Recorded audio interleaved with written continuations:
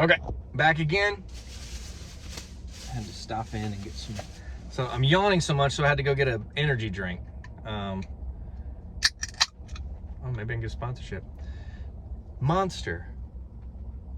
Like and subscribe. Tastes great. I expect my commission check in the mail next week.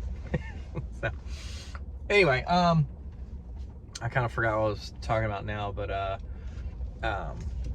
we'll talk about, so my buddy was asking like what construction costs and like what are you really looking for in a property, and like what are some of the big costs. So foundation, as I'm always concerned about foundation, and I'm looking for signs if the foundation is messed up.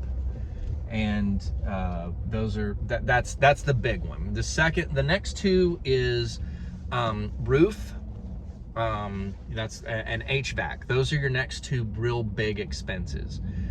Plumbing, I mean, unless it's just like throughout the house, usually isn't a big deal. And electrical, I mean, you can, depending on the size of the home, that's kind of how I would say it's foundation, roof, HVAC, or actually, again, it depends on the size of the house, because roof and HVAC are kind of right there together, depending on the size of the house.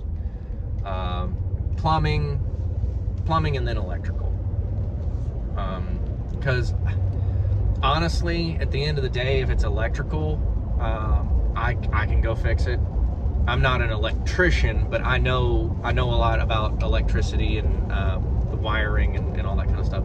Now, there are definitely things that I don't know.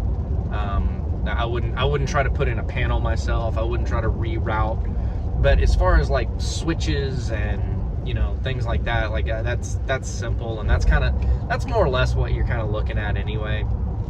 If it's if it's some old wiring and you need to update it, I will definitely hire somebody to do that. I could do that, but I would definitely just hire somebody to do that. I wouldn't necessarily want to take that on myself. So I guess it really kind of, to answer that, it's really kind of what your general skills constitute, so but that's how I look at it. I'm looking at foundation, roof, electrical, foundation, roof, HVAC, electrical, and plumbing. They're basically the same. So those are kind of your major those are your major expenses, like painting and flooring. Flooring really depends on the area. So if there's there's a couple of houses we've had, they are small, but all the houses in the area have had hardwood flooring. So you can't just go put, laminate or engineered wood in. You need to, or carpet. You got to do what the other houses are doing. So all those other houses had hardwood. This one particularly doesn't. So how much is it to put hardwood in? And that can be a big expense. I mean, hardwoods are not cheap. They last for freaking ever, but they are not inexpensive, and they never have been inexpensive. They're just ridiculously expensive now because everything's gone up. But that's something else you look for, is what are the other houses. And before I go actually physically look at a house, I know what the other houses look like. We pull comps, we pull comparables. What do the houses look like? What did they sell for? What are they, that kind of thing. Oh, school's on. My son's actually getting out of school. I could probably just pull in and get him right now, but nah, it's too late. He's probably already on the bus. So, I'm trying to remember some of these other questions that he had. Again, like I know I said this in other videos, and I'll say it again. Like, none of this is scripted. I'm just talking. This is me talking. This is me driving and talking. And luckily you can't see all the other stuff because I'm driving like a maniac. Okay.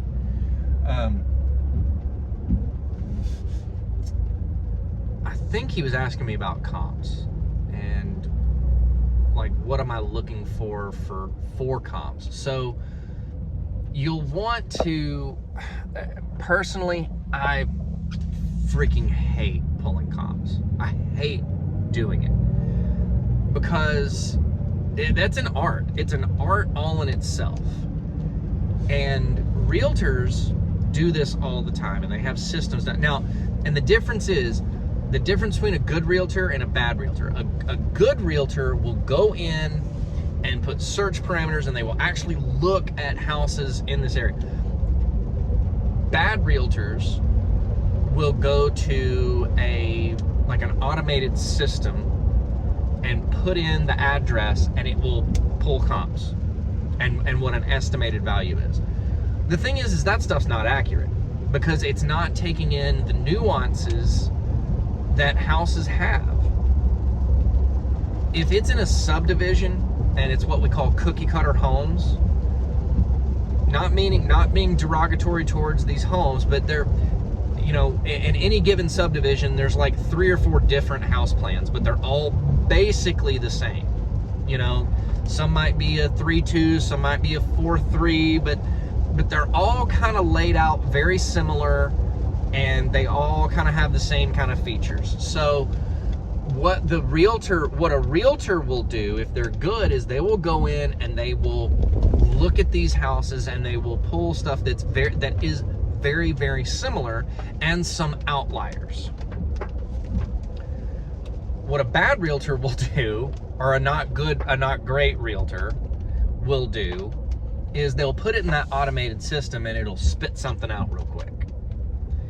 And you can't trust that.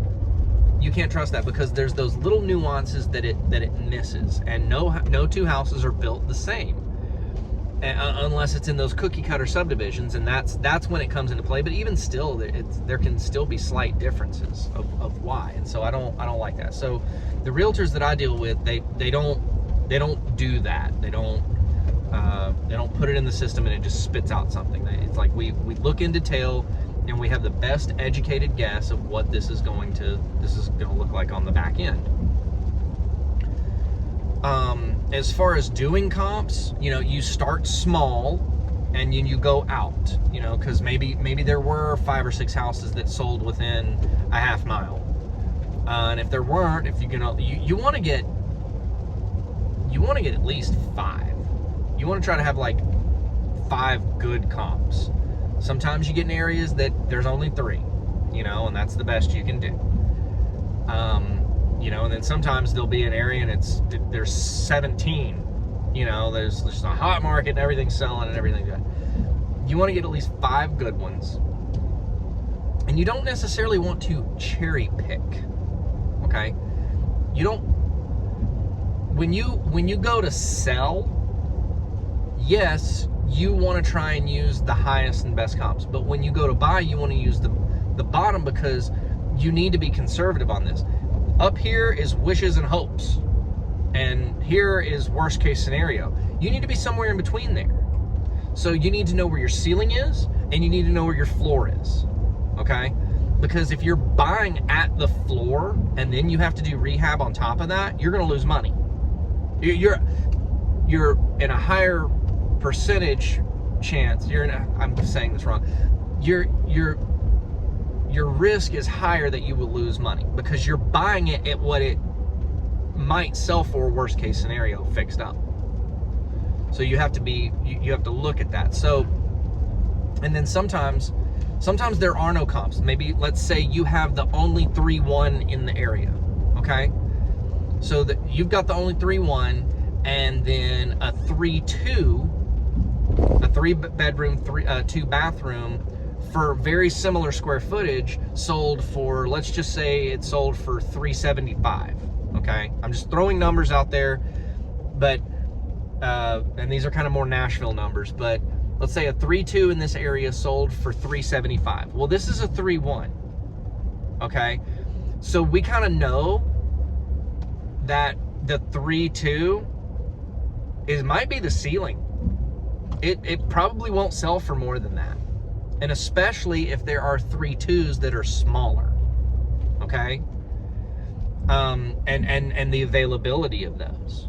So again, it's an art. You have to look at them in those type ways. Is why is my number the number? Why is it that way? Because this 3-2, a 3-2 is more desirable than a 3-1. You have 2 bathrooms as opposed to just 1. So that's more desirable. So somebody would probably be willing to spend more, or be more, like if you had a 3-2 and a 3-1 stacked next to each other, and this 3-2 is maybe a little bit smaller, the likelihood of them buying that 3-2 is higher than this 3-1. If there's similar square footage, and I'm not talking like 1,000 square feet, I'm talking like a couple of 100 square feet difference, they're more than likely going to buy the 3-2. And that's because of the convenience of an extra bathroom. That's why.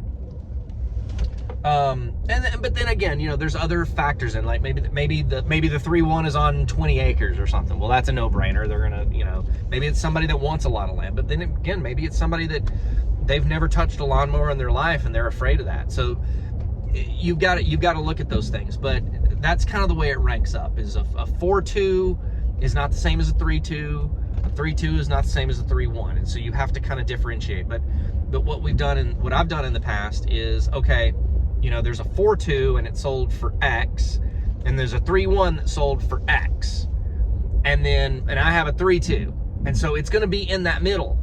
It's going to be in that middle somewhere. So I know what my ceiling is, I know what my floor is, and if I can get somewhere in there in between, I'm going to be okay.